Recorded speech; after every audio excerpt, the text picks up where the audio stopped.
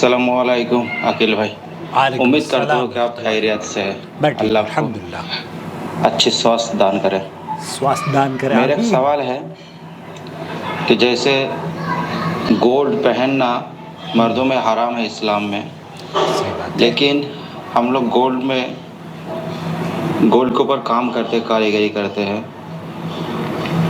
جیسے مردوں کے لیے گولڈ کے سامان بنانا، جیسے انگوٹھی وغیرہ، چین ہو گیا، کہاں تک جائز ہے؟ کیونکہ ہم لوگ ایسے ملک میں رہتے ہیں، بھارت، جہاں پر غیر مسلم بھی بہت سارے رہتے ہیں، تو ہم لوگ کو کام کرنا پڑتا ہے۔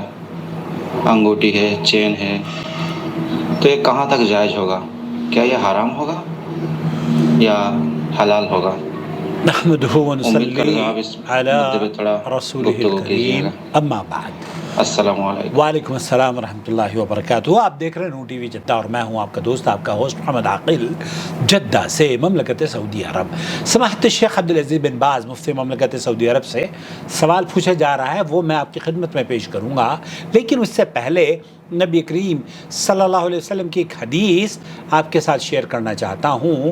حضرت ابو موسیٰ اشعری سے روایت ہے کہ رسول اکرم صلی اللہ علیہ وسلم نے فرمایا، سونا اور ریشم میری امت کی عورتوں کے لیے حلال، جبکہ مردوں کے لیے حرام ہے۔ اور اس حدیث سے، یا یہ جو حدیث ہے، اس حدیث کو اللہ آپ پر رحم فرمائے، میرا بعض مرتبہ اس حدیث کو امام ترمذی نے نقل کیا ہے۔ مردوں کے لیے سونا پہننا جائز نہیں ہے، اور عورتوں کے لیے سونا پہننا حرام نہیں ہے، وہ جائز ہے۔ عورتوں کے لیے جائز ہے اور مردوں کے لیے جائز نہیں ہے۔ سماحت الشیخ عبدالعزیز بن باز سے جو سوال پوچھا جا رہا ہے وہ میں آپ کی خدمت میں پیش کرنا چاہتا ہوں۔ انہوں نے اس سوال کا کیا جواب دیا ہے، لیجیے سماعت فرمائیے۔ سماحت الشیخ عبدالعزیز ابن باز، هل يجوز اوكي وير اخونا ايضا يقول يوجد في المحل خواتم خاصة بالرجال۔ ایک دکان میں میں کام کرتا ہوں، جس دکان میں عورتوں کے زیورات بھی ہم بیچتے ہیں اور وہ انگوٹھی بھی بیچتے ہیں جو کہ خاص مردوں کے لیے بنائی جاتی ہے۔ وبعض السلاسل، اس میں کچھ چین وغیرہ بھی ہم بیچتے ہیں۔ يشتريها الأجانب أيضا من غير المسلمين۔ بہت سے اجانب، بہت سے غیر المسلمین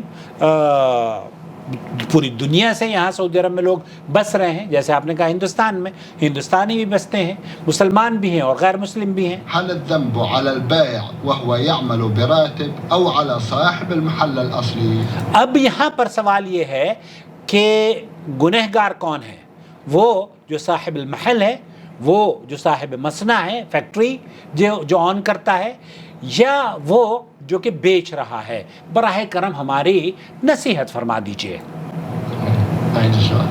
اب شیخ یہ فرما رہے ہیں کہ عید السؤال، دوبارہ سے سوال کو پیش کیا گیا ہے۔ من غير المسلمين وأيضا يشتريها على البائع وهو يعمل بالراتب أو على صاحب المحل۔ اوکے، یہ سوال ہے۔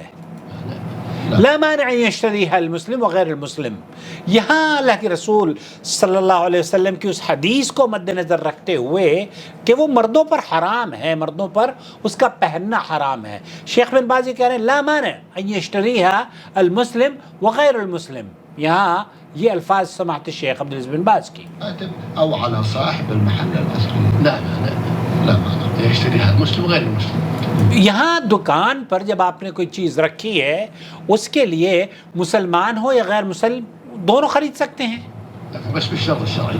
بس بالشرط الشرعی۔ یہاں جو شرعی اصول ہے نا، اس کو آپ کو اور مسلمانوں کو اپنانا چاہیے۔ مسلمانوں پر اللہ کے رسول صلی اللہ علیہ وسلم نے، جیسے آپ نے سماعت فرمایا نا کہ نبی کریم صلی اللہ علیہ وسلم نے اس سونا اور ریشم میری امت کی عورتوں کے لیے حلال، جبکہ مردوں کے لیے حرام ہے۔ امت کے مردوں کے لیے یہ حرام اللہ کے رسول صلی اللہ علیہ وسلم نے بیان فرمایا ہے۔ اب سماحت الشیخ فرما رہے ہیں ان كان ذهب لا بد يشتريها بغیر الذهب۔ یہاں جب ہم بات کرتے ہیں تو جو سونے کی خرید و فروخت کے اصول ہیں، ید بید، آپ پیسے دیجئے اور سونا خریدیے، اس میں کوئی قباحت کی بات نہیں ہے. ید بید من العمل ہاں. وإن اشتراها بالذهب فلا بد يكون بالشرطين التساوي والتقابض سواء كان المشتري مسلما أو كافرا. او کان مسلما او کافرا. یہاں جو خرید و فروخت کرنے والا، خریدنے والا جو ہے، وہ چاہے مسلمان ہو یا غیر مسلم ہو، آپ کو جو بات کھٹک رہی ہے وہ یہ کہ آیا یہ مرد حضرات مسلمان خریدتے ہیں یا نہیں، اور مرد حضرات پہنتے ہیں یا نہیں. یہ دیکھیے، اگر آپ کو پتہ ہے کہ یہ مسلمان اس کو صرف اس لیے خرید رہے ہیں کہ یہ پہنیں گے، تب تو آپ اس سے بچ سکتے ہیں.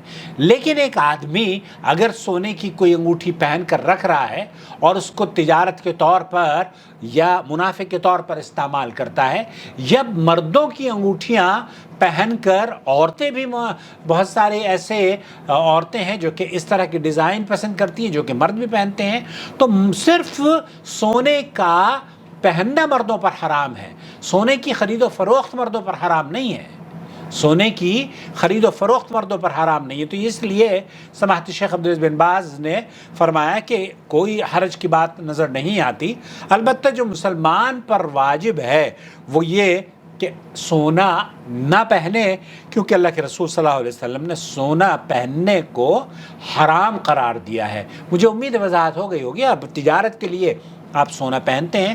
اب آپ کو یہ کہے کہ میں بسکٹ سونے کا جو مسلمان ہے وہ کوئی زیور بھی نہ خریدے اور کچھ بھی نہ خریدے، تو یہ دراصل بہت سے علماء نے کہا ہے کہ یہ مجموعی طور پر جائز نہیں ہے. لیکن شیخ بن باز یہ فرما رہے ہیں کہ وہاں آپ چونکہ جب سونے کو بیچ رہے ہیں تو اس پہ کوئی بھی چیز ہو، وہ خریدنے والا اس کو یہ ضروری نہیں ہے کہ وہ اسے استعمال ہی کرے گا. اگر آپ کو یہ پتہ ہے کہ یہ استعمال کرے گا اور وہ مسلمان ہے، تو آپ اگر بچنا چاہیں تو بچ سکتے ہیں، بہت اچھی بات ہے. لیکن اگر آپ بیچ رہے ہیں اور اس کی نیت پر آپ چھوڑ دیتے ہیں کہ وہ اس کو استعمال کرتا ہے یا انویسٹمنٹ کے طور پر رکھتا ہے، تب کوئی میں نہیں سمجھتا کہ اس میں قباحت ہو. واللہ اعلم. صلی اللہ علیہ نبینا محمد وعلی آلہ وصحبہ اجمعین. والسلام علیکم ورحمۃ اللہ وبرکاتہ. الله ولي الذين آمنوا يخرجهم من الظلمات إلى النور والذين كفروا أولياؤهم الطاغوت يخرجونهم من النور إلى الظلمات أولئك أصحاب النار هم فيها خالدون.